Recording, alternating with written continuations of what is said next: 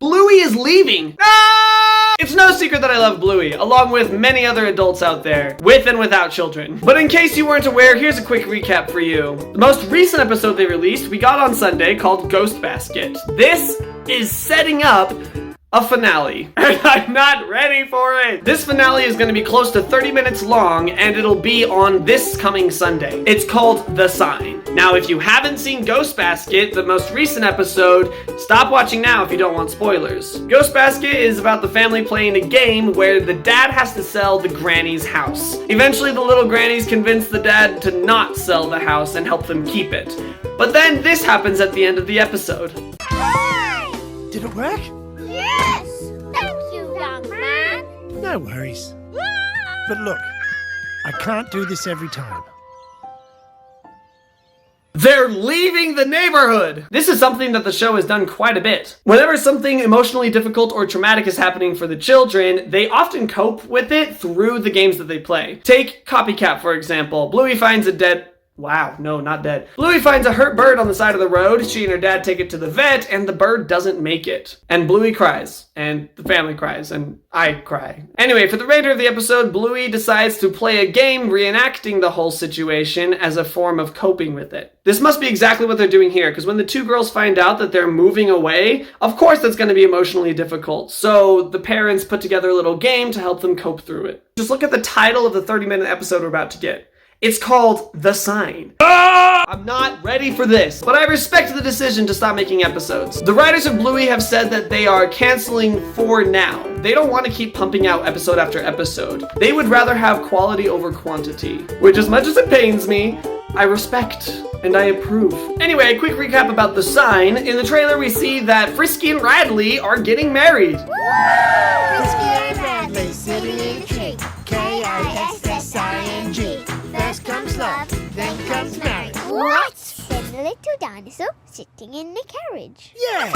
What's the Let's get on it! Yes, this is the same Frisky and Radley from Double Babysitter and Christmas Swim. But I must also address the pregnancy theories. Listen, I'm sorry, I know that this breaks your heart, but hear me out. It is possible that Chili could be getting pregnant with a third child. However, there is absolutely zero evidence for this. In the episode Relax, everybody was saying, oh look, when she lays down, it looks like she has a bump.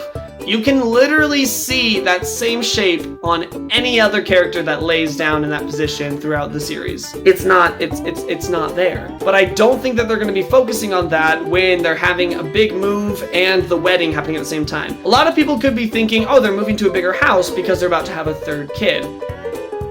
No, because they already have an extra room in that house. As we see in episode 1 of season 3, bedroom. So yeah, they already have an extra bedroom if they're getting a third child. That's not why they would be moving. But the reason they're moving might be because Bingo is sick. Now I know that's a little scary, maybe not like terminally sick, but we do know that Bingo can't eat gluten. When Bandit is packing their lunches, he specifically says that Bingo gets the non-gluten while Bluey gets the not non-gluten. And this also might be part of the reason why Bingo was in the hospital in Bumpy and the Wise Old Wolfhound. And a lot of people were wondering what Bandit is so worried about in Stickbird.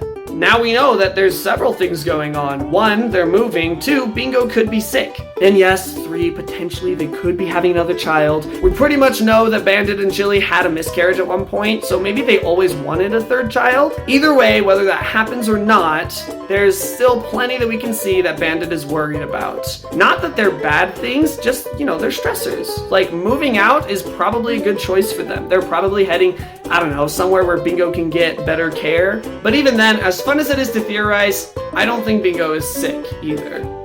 Yes, she does have some condition, but I don't think that's why they're moving. I don't think it's that big of a plot point. Maybe we'll find out the reason why they're moving, maybe we won't. I think the reason why the series is deciding to take that step is because that is something a lot of people can relate to, both adults and children. And it is a perfectly heartbreaking farewell for a finale of a beloved show such as Bluey. I am not ready to see Bluey and Bingo say goodbye to their friends. I'm not ready for the series to end, but Bluey gives you real life, and sometimes you have to say goodbye to people, just like in real life. In conclusion, I'm absolutely ecstatic for this final episode. I'm sure I'm gonna love it. I'm sure we're all gonna love it. We're all gonna be really sad that they're leaving, but As long as the show's getting a finale that it deserves, I approve of it. Now, the last question you may all be asking is, why the heck do you, James, care about a show like this? Just go watch it. Everybody agrees. Bluey is maybe one of the greatest shows that we've had to grace this planet. So thank you to Ludo. We will miss you, Bluey. Keep an eye out for future Bluey Theory episodes that I'll be doing. No spoilers, though. And I will see you all after the finale. Goodbye, Bluey. Thank you for everything.